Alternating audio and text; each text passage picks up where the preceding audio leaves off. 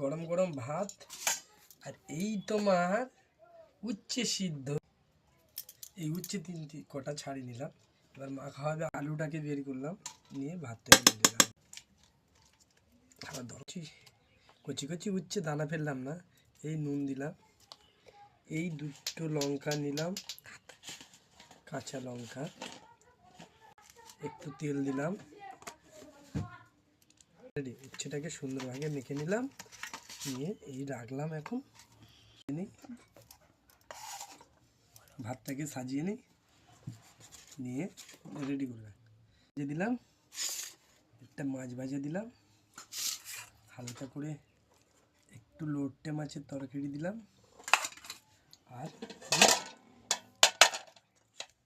এই কাঁকড়ার তরকারি।